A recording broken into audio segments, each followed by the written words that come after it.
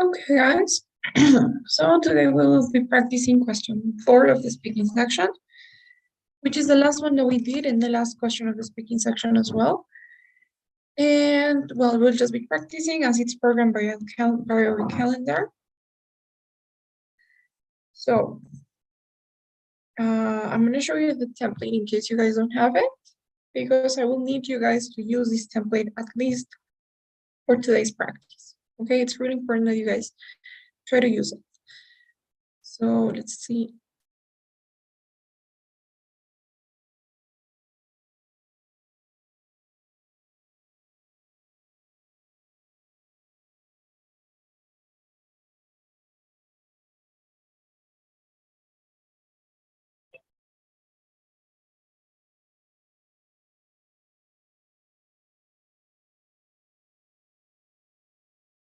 Okay, guys, so this was the template. Please, if you don't have it, you can maybe screenshot this or copy it before we start today's session.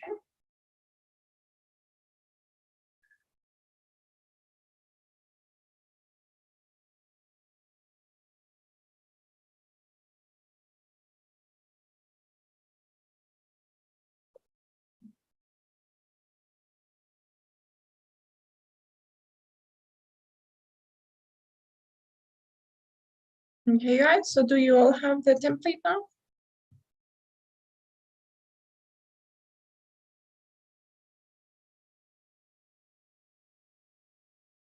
Okay, perfect. Do you guys have any questions before we start today's practice?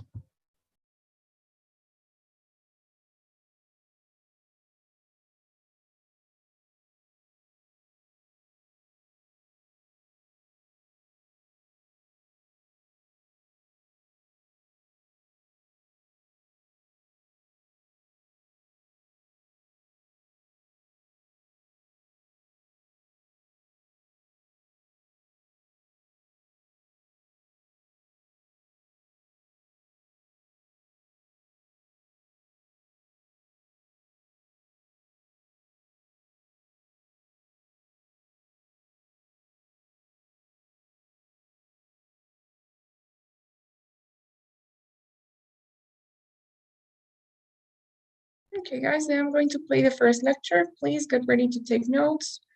Let's go.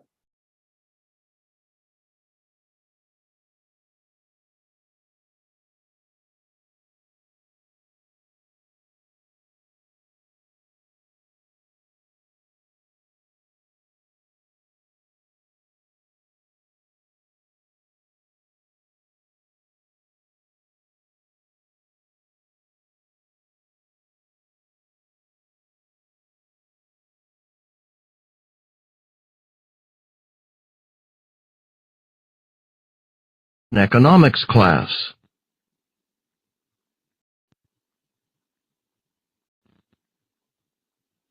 So, let's talk about money. What is money? Well, typically people think of coins and paper bills as money, but that's using a somewhat narrow definition of the term. A broad definition is this: money is anything that people can use to make purchases with. Since many things can be used to make purchases, money can have many different forms. Certainly, coins and bills are one form of money. People exchange goods and services for coins or paper bills, and they use this money, these bills, to obtain other goods and services. For example, you might give a taxi driver $5 to purchase a ride in his taxi, and he in turn gives the $5 to a farmer to buy some vegetables. But as I said, coins and bills aren't the only form of money under this broad definition. Some societies make use of a barter system. Basically, in a barter system, people exchange goods and services directly for other goods and services. The taxi driver, for example, might give a ride to a farmer in exchange for some vegetables. Since the vegetables are used to pay for a service, by our broad definition, the vegetables are used in barter as a form of money. Now, as I mentioned, there's also a second, a narrower definition of money. In the United States, only coins and bills are legal tender. meaning that by law, a seller must accept them as payment. The taxi driver must accept coins or bills as payment for a taxi ride, okay? But in the U.S., the taxi driver is not required to accept vegetables in exchange for a ride. So a narrower definition of money might be whatever is legal tender in a society, whatever has to be accepted as payment.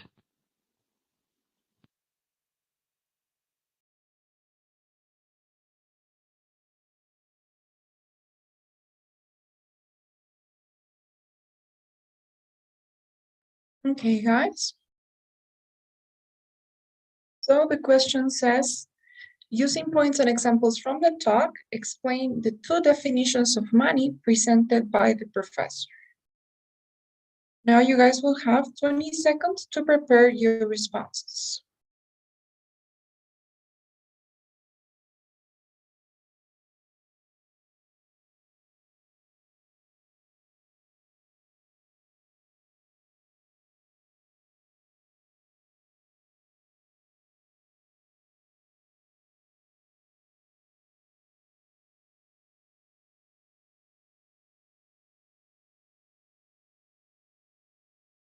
Okay.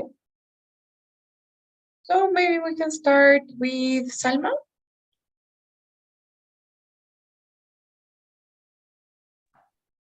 Okay. Okay, go ahead, please. Um, the lecture discusses what is money. First, the professor talk about coins and bills, which is what is money in countries like USA. For example, if you want to take a taxi, you have to pay $5, and the taxi will use that $5 to buy food from a farmer. But in other countries, they don't use coins or bills. They use barter. The taxi can give the service to the farmer, and the farmer, instead of giving coins, will give vegetables, for example.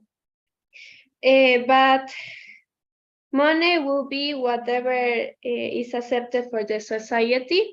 So in both cases, it depends of where you are. Okay, great. I liked your explanation. You explained the ideas in your own words. Maybe some things I could say is always pay attention for the subtopics because many times they give specific words that you need to try to repeat. So the first definition was, I think maybe you changed the order, but yes, what you explained was really good. The only thing you were missing is like the name, the title. So coins and bills is the narrow definition of money, right? Like the specific definition of money. It's called the narrow definition, which is basically the legal tender of one country, right? For example, in the case of the US, the legal tender or the legal currency is coins and bills.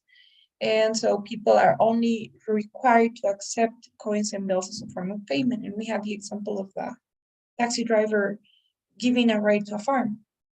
And the other definition was called the broad definition, right? Like the general definition, which is, as you said, anything that can be used to purchase goods and services, right? And so it can be maybe in a bargain system, the farmer can pay with vegetables. So my only advice would be try to look for those specific concepts, specific names or keywords, especially when you're dealing with the two topics. Most of the time you will have them. And don't forget to use the template as well. You used connectors, you said but, and, but try to maybe use more academic connectors or transition words like the ones we have in the template. Those are some tips I can give you, but overall I would say in regards to content, delivery, time management, everything was, I would say, really good.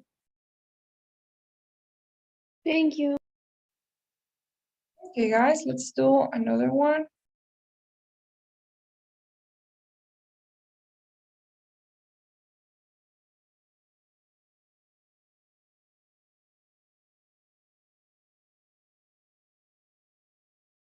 Okay, guys.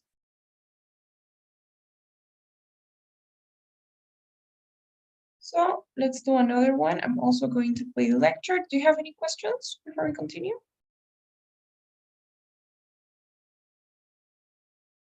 Okay, then let's see.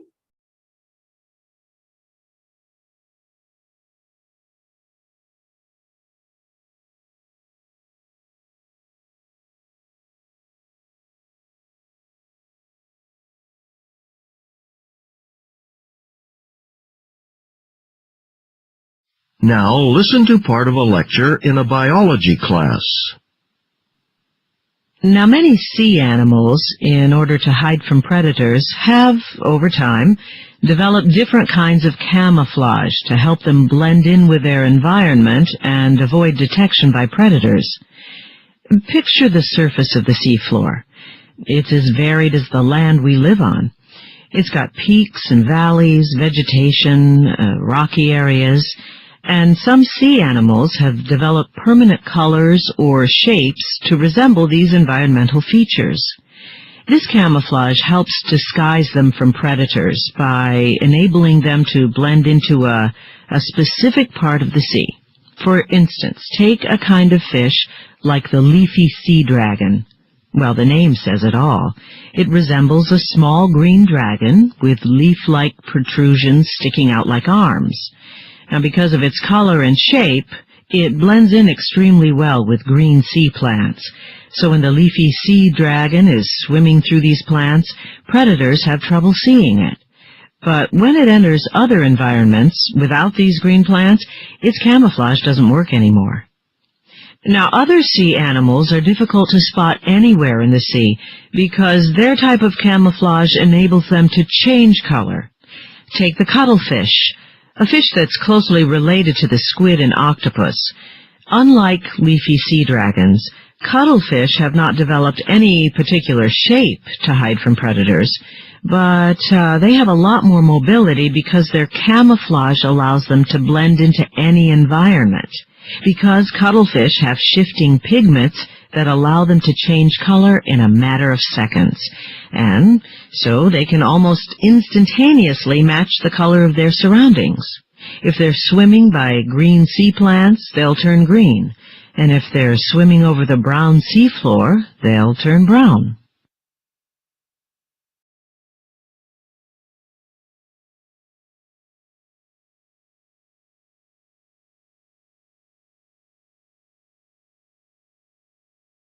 Okay, now using the examples of the leafy sea dragon and the cuttlefish, describe two kinds of camouflage and the benefits that they provide.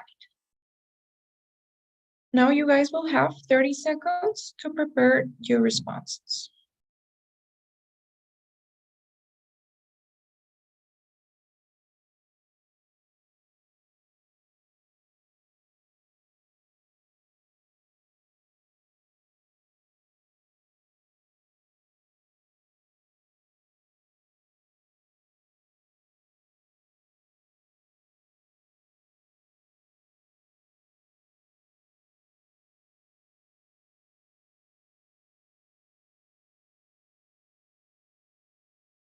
Okay, so maybe we can continue with Adrian.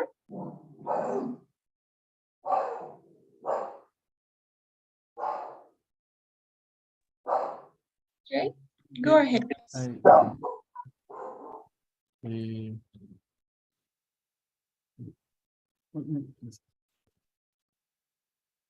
The lecture discusses the camouflage in animals.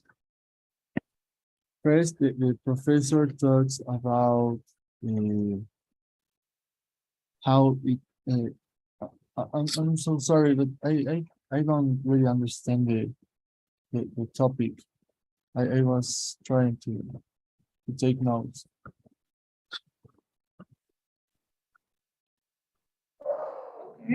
Okay. So in this case, it was about all kinds of camouflage, right? Now, let's say that you didn't really understand the topic, you didn't understand the subtopics. What you guys can do is try to improvise something. Remember, content is just part of it. It's not everything. So you have to balance content, delivery, and language use.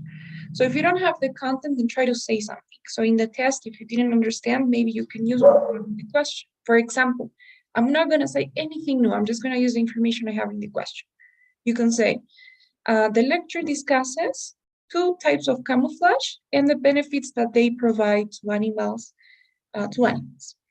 First, the professor talks about the first type of camouflage and provides the example of this leafy sea dragon in order for the listener to understand better how camouflaging helps this animal. Then the professor goes on to explain the second type of camouflage, and the professor illustrates this concept by providing the example of the cuttlefish, which is another animal that survives thanks to the strategy of camouflage. Right? So content was obviously not good, right? Because I didn't mention anything really. I mean, I just stick to what I have in the question. I repeated information. So content was definitely not good, but still, you can still get some points for delivery because you spoke clearly, because you had good grammar, language use because of the vocabulary you used. So try to do some. That would be the first tip that I can give you guys. When you to you and you didn't understand the context, try to always do some. Okay. Now, as for this text, maybe is there anybody else who would like to try, and so that again, and everybody can also see or understand maybe better the topics?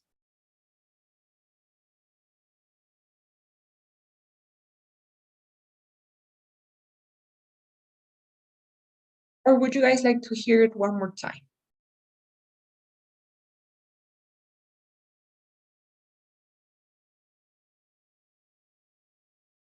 Yes, please. Okay, let's listen to it one more time. Now listen to part of a lecture in a biology class. Now, many sea animals, in order to hide from predators, have, over time, developed different kinds of camouflage to help them blend in with their environment and avoid detection by predators. Picture the surface of the seafloor. It's as varied as the land we live on. It's got peaks and valleys, vegetation, rocky areas, and some sea animals have developed permanent colors or shapes to resemble these environmental features. This camouflage helps disguise them from predators by enabling them to blend into a specific part of the sea. For instance, take a kind of fish like the leafy sea dragon. Well, the name says it all. It resembles a small green dragon with leaf-like protrusions sticking out like arms. Now, because of its color and shape, it blends in extremely well with green sea plants. So when the leafy sea dragon is swimming through these plants, predators have trouble seeing it. But when it enters other environments without these green plants, its camouflage doesn't work anymore. Now, other sea animals are difficult to spot anywhere in the sea because their type of camouflage enables them to change color. Take the cuttlefish, a fish that's closely related to the squid and octopus. Unlike leafy sea dragons, cuttlefish have not developed any particular shape to hide from predators, but they have a lot more mobility because their camouflage allows them to blend into any environment. Because cuttlefish have shifting pigments that allow them to change color in a matter of seconds. And so they can almost instantaneously match the color of their surroundings. If they're swimming by green sea plants, they'll turn green. And if they're swimming over the brown seafloor, they'll turn brown.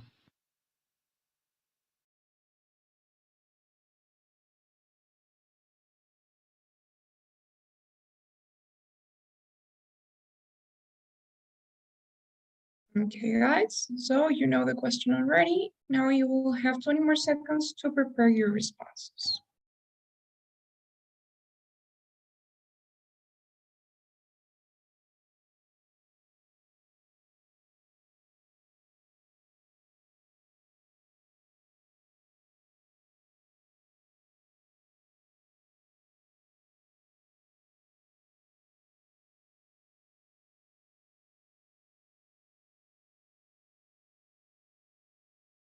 Okay, so maybe Adrian, Okay, yes, ahora sí.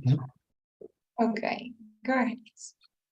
Okay, the lecture discusses the camouflage. The professor, first the professor talks about the leafy sheet dragon. This is a small fish. This fish is green and seems like a green plant. Then she explains the cuttlefish example. This fish can change his colors. It shifts his pigment. Instantly, this fish change the color of its surrounding.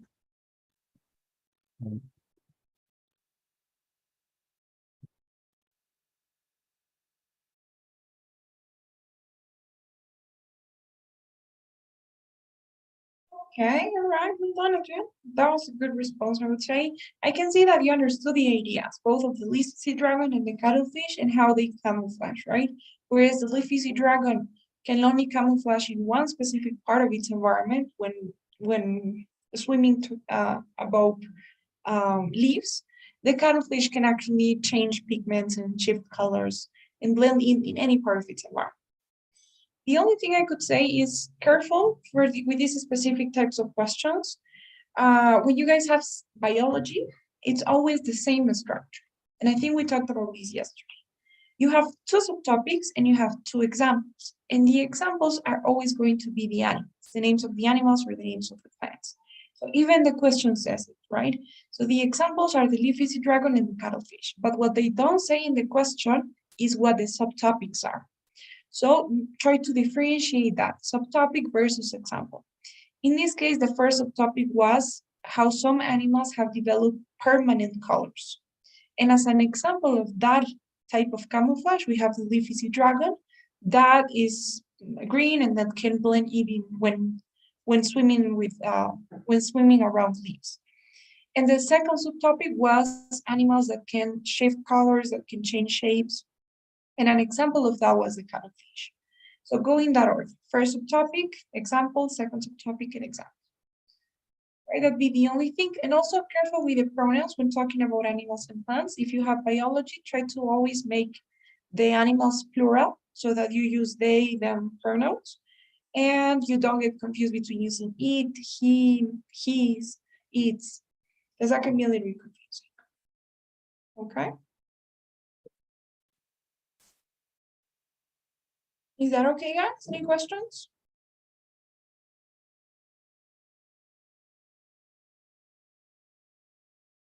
Okay, guys. All right, let's do something different.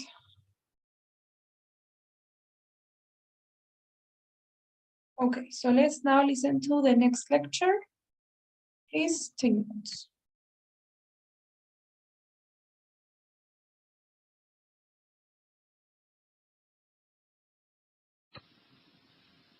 Now listen to part of a talk in an education class. One of the hardest parts of teaching is keeping your students' attention. Now, the key to doing this is understanding the concept of attention. Basically, there are two types of attention. The first type is active. Active attention is voluntary. It's when you intentionally make yourself focus on something. And since it requires effort, it's hard to keep up for a long time. Okay, so let's say you're teaching a biology class, and today's topic is frogs. All right, you're standing at the front of the room and lecturing. A frog is a type of animal known as an amphibian. Well, this isn't necessarily going to keep the students' interest, but most of them will force themselves to pay active attention to your lecture. But it's only a matter of time before they get distracted. Now, the other type of attention is passive attention, when it's involuntary. Passive attention requires no effort because it happens naturally. If something's really interesting, students don't have to force themselves to pay attention to it. They do it without even thinking about it. So, back to our biology lecture. You start talking about frogs, and then you pull a live frog out of your briefcase. You're describing it while you hold it up. Show the students how long its legs are and how they're used for jumping, for example. Then maybe you even let the frog jump around a bit on the desk or the floor. In this case, by doing something unexpected, something more engaging, you can tap into their passive attention, and it can last much longer than active attention. As long as the frog's still there, your students will be interested.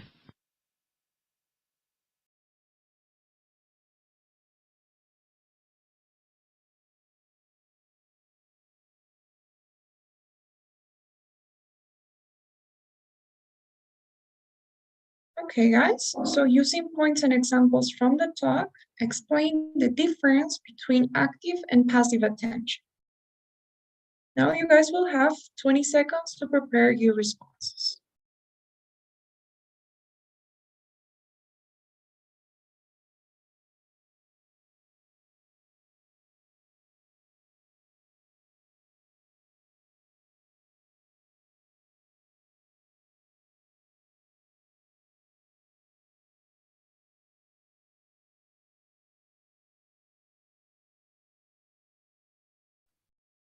Okay, so Noelia, please.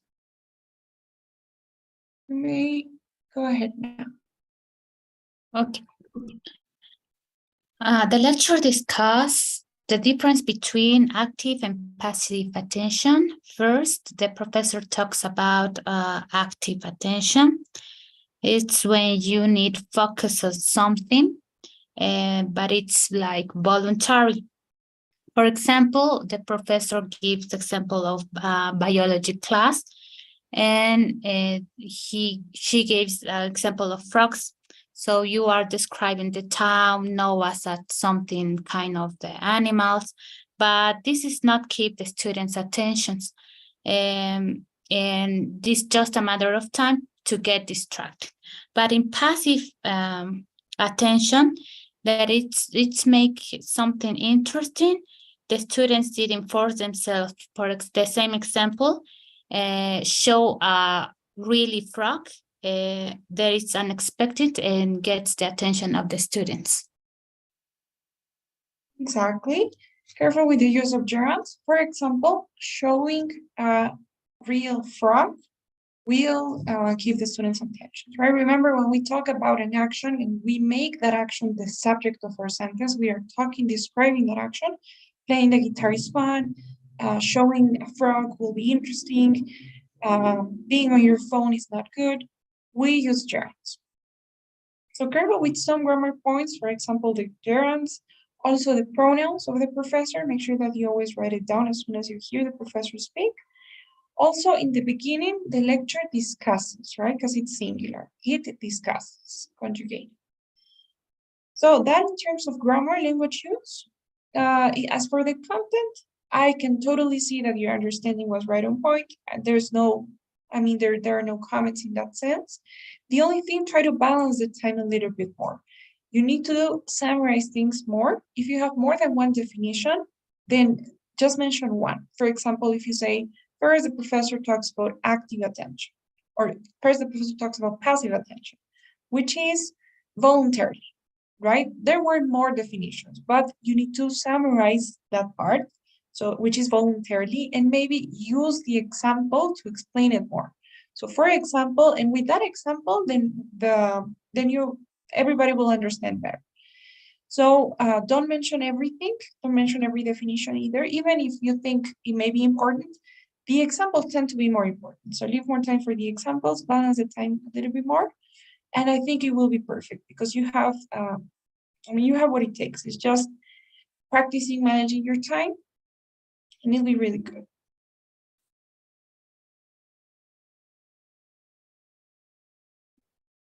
Okay, guys. Do you have any questions so far?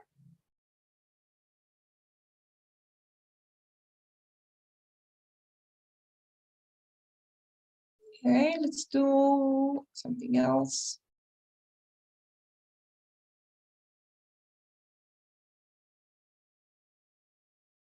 So please take notes. We'll listen to the next lecture.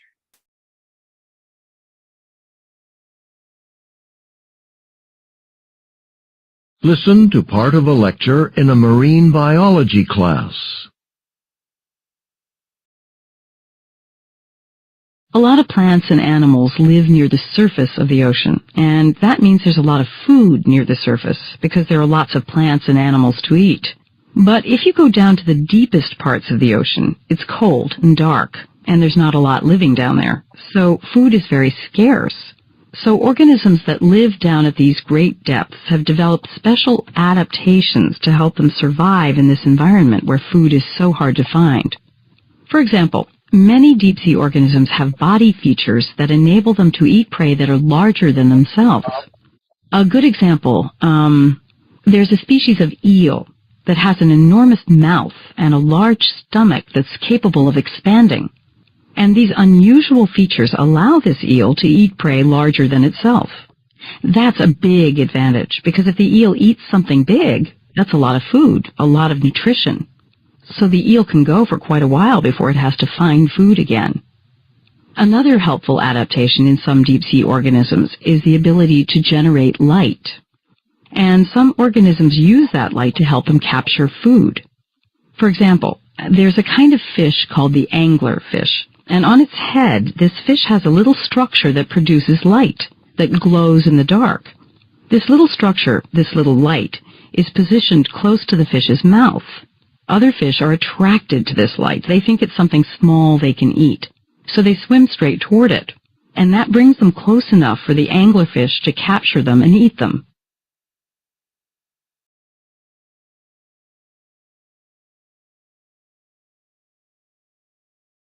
Now, using the examples of the eel and anglerfish, explain two types of adaptations that help animals survive in the deepest parts of the ocean. We'll now have 20 seconds to prepare your response.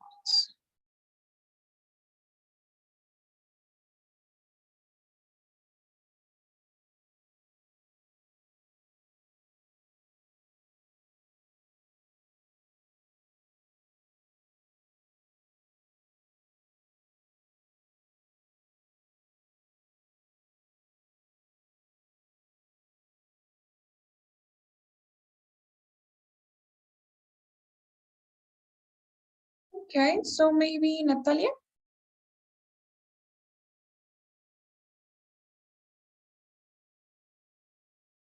Miss, I couldn't understand the first subtopic.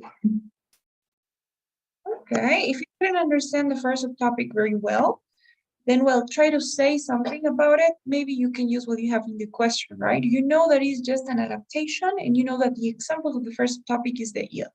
So maybe you can just mention that very briefly and focus more on the second, if you understood that better.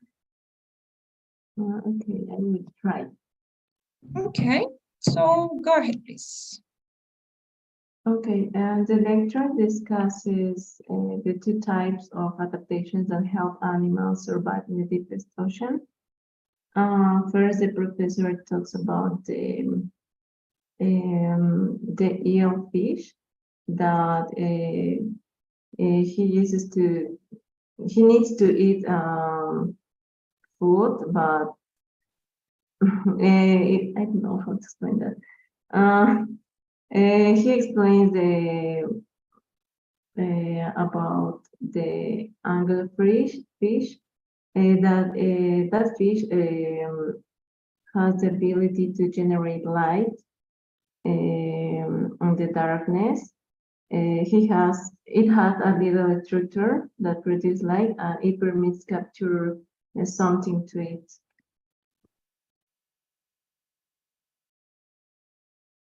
Okay, good, exactly. It allows them, or it allows it, if you want to make it singular, to capture food.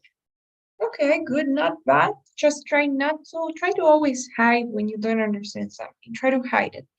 Don't say something like, well, I don't know how to explain that part. You need to make sure that you practice the way that simulating the real test. So try not to do that, but it wasn't bad. I think we're still having the same problems with biology. Maybe we should continue practicing. The eel and the anglerfish are the examples. They are not the subtopics. So can anyone tell me what the subtopics actually were? I think the subtopic 2 was about the ability of generate light in the darkness. Exactly. Maybe in the subtopic 1, it says something about organism. I don't know. Okay. Does anyone remember the first subtopic? Body features. Exactly. So first, if you had to do this in your response, you will have to say first, the professor explains, or first, the professor talks about how some animals have body features that enable them to eat prey that are very large or that are larger than themselves, right? That was the first subtopic, how some animals can or have different body features that allow them to eat a lot of food, to store a lot of food. And the example was the eel, right? And then you go to the specifics. For example, the eel has a large mouth and a large stomach, which enables them to store and to eat prey that are even larger than themselves. And then you do the same for the second one. As you said, the topic is great. So then the professor explains how some other animals have the ability to generate light. The professor gives the example of the anglerfish, which has a little structure in its head, I think, that can generate light that attracts other animals until the anglerfish can catch their prey. So that would be that would be the main thing. Make sure that you distinguish between the subtopics and the example. The subtopics are never going to be the animals. The subtopics in this case are the two types of adaptations. What are the two types of adaptations? First, the body features, and second, the ability to generate light. Okay, so careful there, making that distinction, but it wasn't bad. And as I said before, try to always hide if you didn't understand one part. Try to maybe make up for it by explaining more of the second part, or even if you don't mention it, but try to compensate with delivery and language use and so forth. Okay? Okay, thanks. Okay, guys, so let's do another biology. I think we're struggling a little bit. Let's do another biology to practice. Okay. So let's see.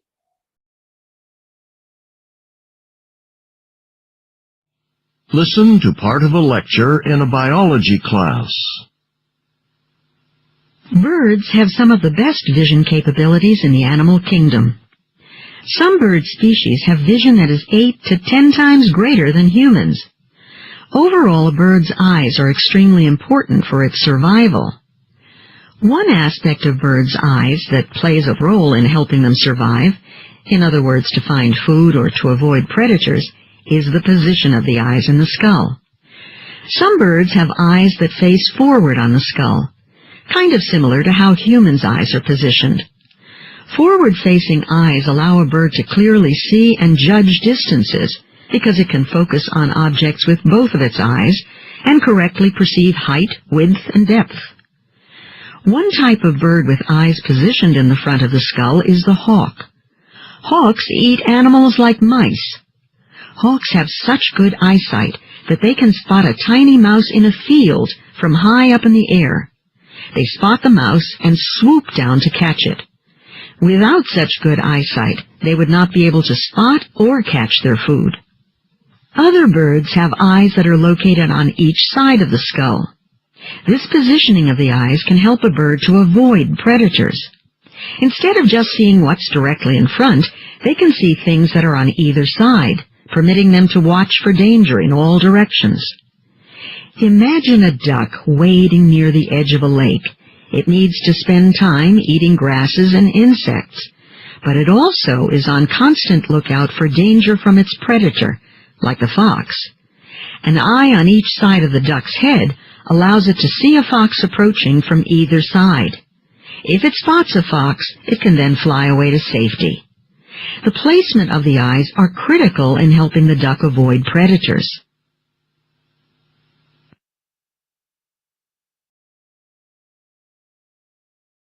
Okay, so using the examples in the lecture, explain how the position of bird's eyes is critical to their survival.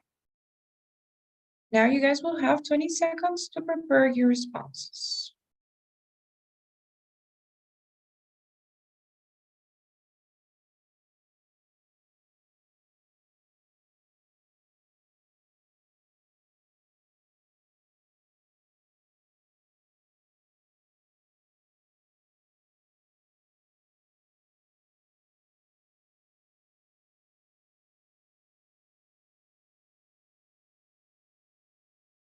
Okay. So maybe Jimena, please.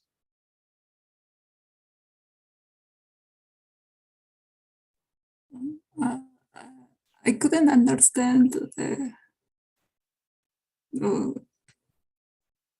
lecture.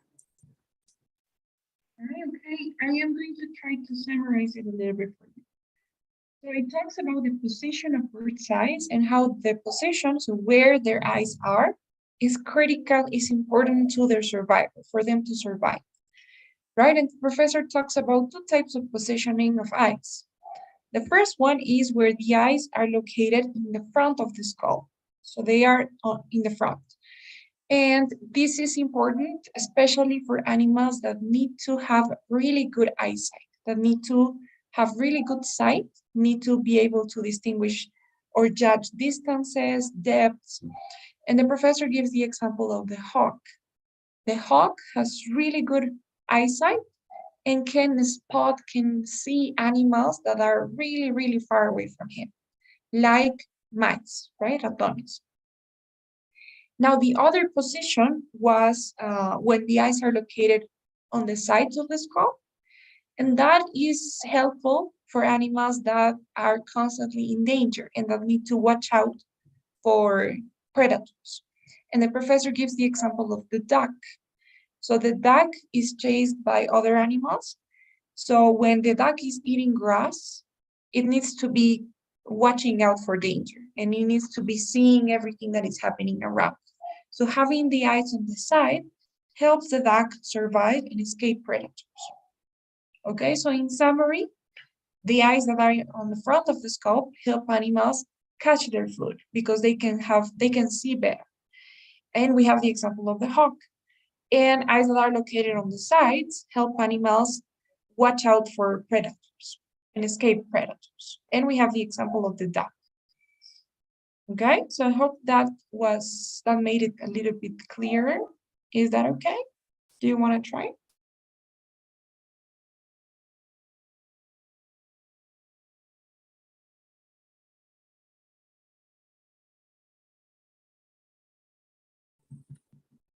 No, was difficult to me. Okay, it's fine. So maybe you can go next. Don't worry. Maybe we can look for another one. Is there anyone who would like to do this one though? May I try? Yeah, sure, Adrian. Go ahead, please. The lecture discusses how the position of bird's eyes is critical to their survival. First, the professor talks about the eyes in front of the skull, which is helpful to distinguish deep and wide. For instance, she talks about the hawk. This bird has his eyes in front of the skull. Then she explains the eyes on each side of the skull. To illustrate, she gives the example of duck. The ducks have their eyes. This ability. I'm sorry. Their eyes help to avoid the predators because they have a very view. Great, Adrian, well done. So one thing I really liked about the way you answered this question was that you were constantly looking at the timer and that you were accommodating your response to the timer. And I think that's great. That's a great ability because, for example, in the first one, you were like the professor gives the example of the hawk, and maybe you could have explained more, right? You could have said the hawk needs to catch mice and stuff like that. But you saw the timer. You saw that you only have 25 seconds, which is exactly the time you need for the second, and you stopped yourself, and it was great. It was perfect, and you went move on to the next one. So I really like that. I think that's one key element in order to have a good answer to like use the time well. And to be honest, I don't think I would say anything. Yes, you were missing a couple of seconds, but that's not a big deal. It's just a matter of practicing. Everything was great, I'd say, starting from content, the grammar, the use of the template, delivery. It was a really good response again. Thank you. Sure. Do you guys have any questions so far?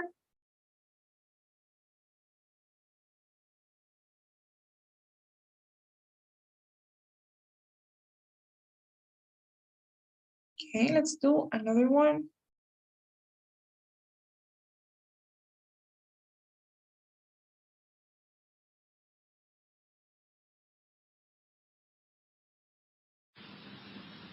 Now listen to part of a lecture in a psychology class. When people are in difficult situations, sometimes they experience feelings of helplessness or psychological pain. So what do? They unconsciously use strategies called defense mechanisms to protect themselves psychologically from their painful emotions. Let's say a woman has a pet dog. She's had this dog for a long time, and he's kept her company and guarded her for years. But one day he runs away. This woman looks everywhere and asks other people if they've seen her dog, but she just can't find him. Now, she feels helpless and sad because she misses her dog. So she'll unconsciously find ways to deal with her painful feelings. One defense mechanism she might use is fantasy. With fantasy, the woman uses her imagination.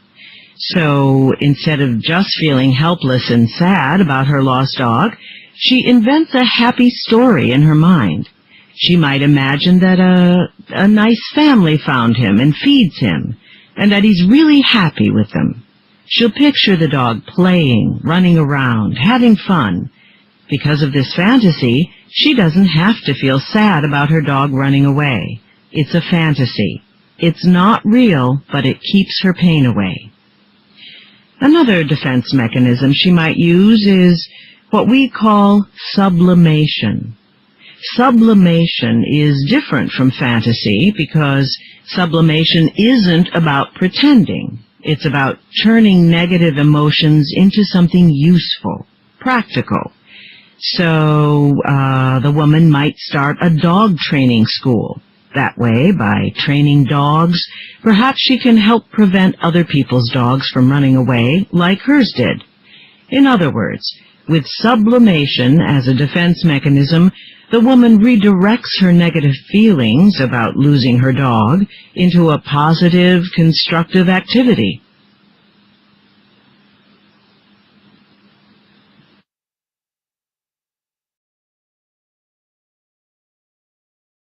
Now, using points and examples from the talk, describe the two defense mechanisms mentioned by the professor. And now you will all have 20 seconds to prepare your responses.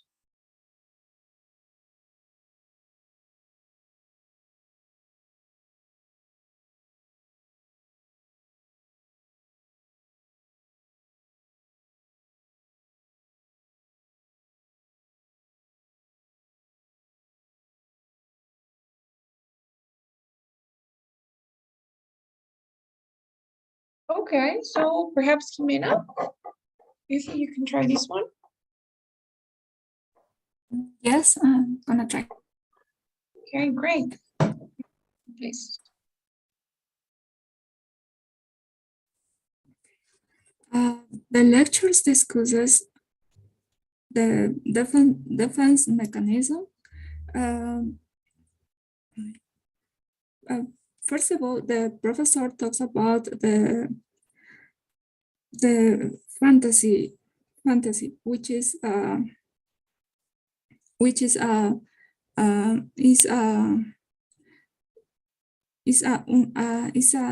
story invented for the patient, and for instance, when the patient loses his dog, he can create a new story.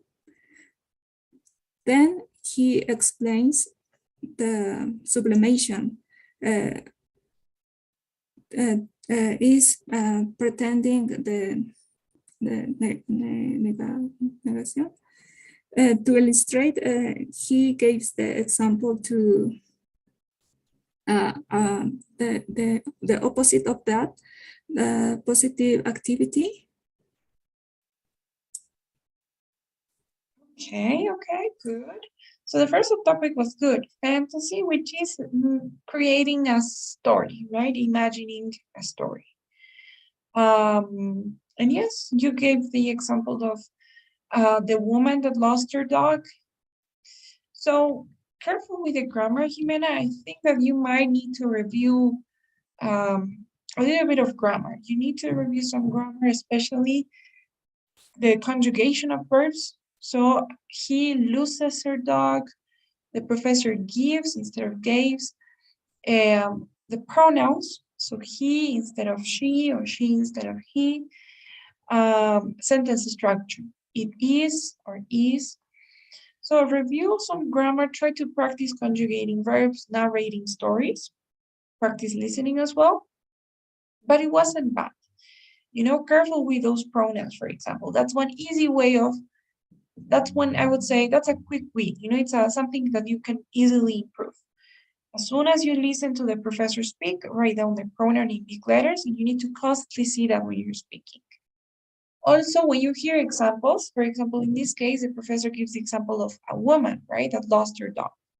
So try not to generalize that. You generalize the example and you said a patient, when the patient loses their dog, right? But try to give the example as accurately as possible. So when a woman loses her dog.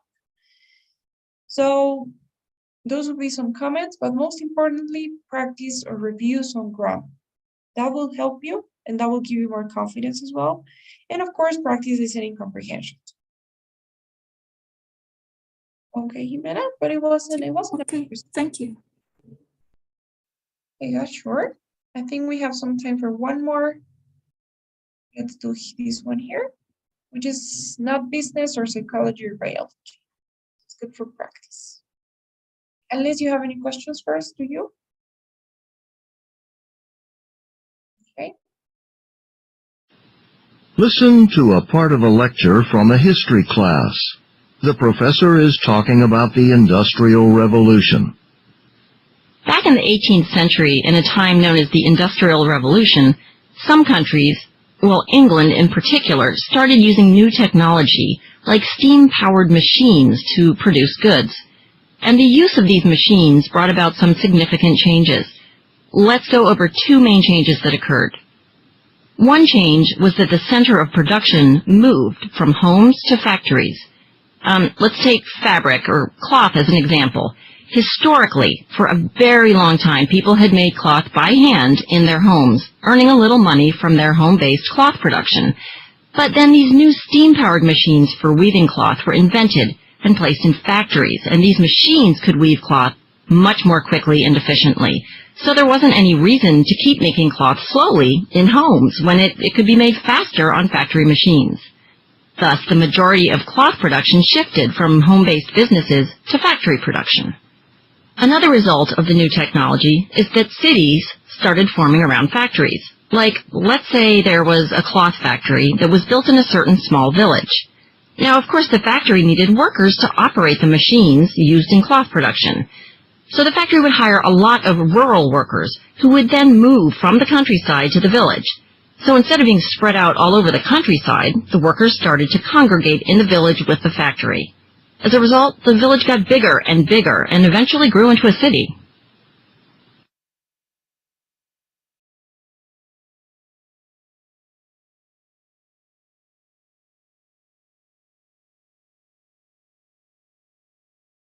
Okay, so using points and examples from the talk, describe two changes that occurred after machines began to be used for manufacturing goods. And you guys will now have 20 seconds to prepare your responses.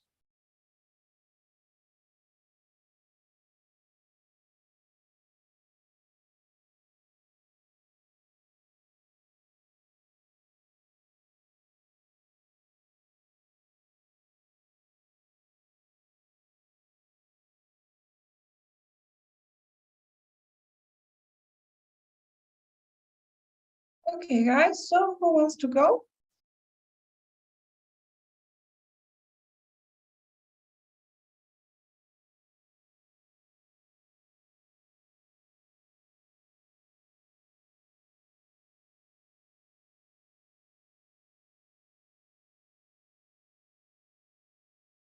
Nobody?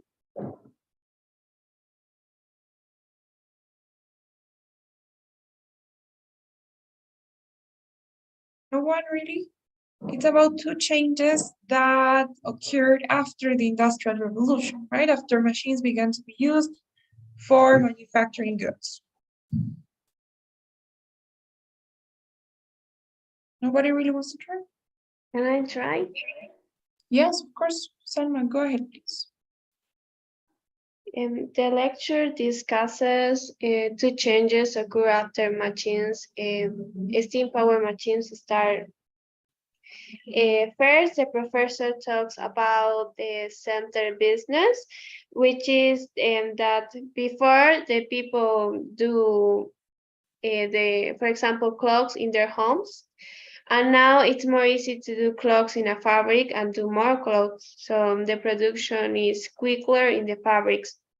Then, on the other hand, the professor talked about that now the cities are around fabrics because many workers are hired and they want to live near the fabric.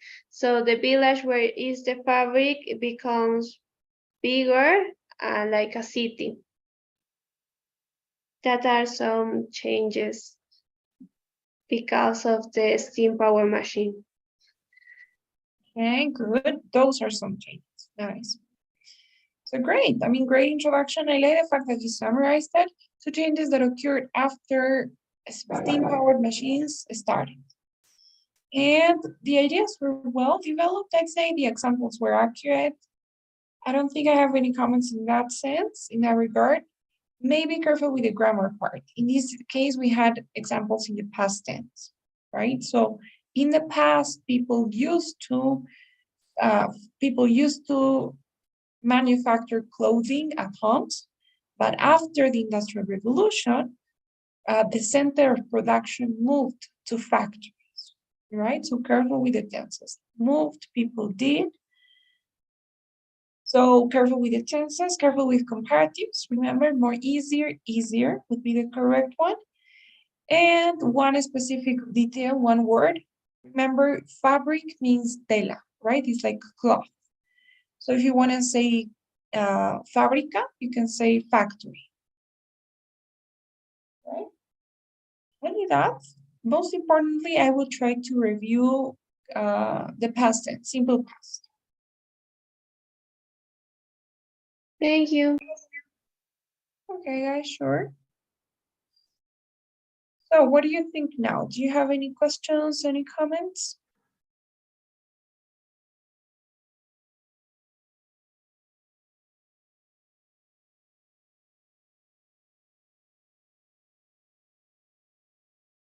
Okay, guys, great. So please don't go yet. Today we actually have to complete two surveys. I sent you guys the first. I'd really appreciate if you can answer it. And after you're done, I'll send the other one too.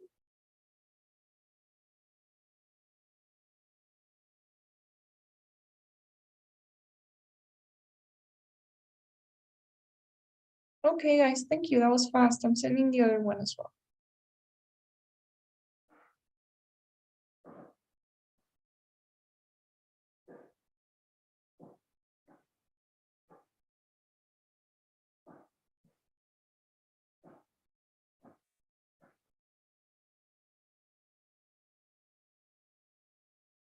Hey guys, thank you so much. Then I will see you tomorrow in class.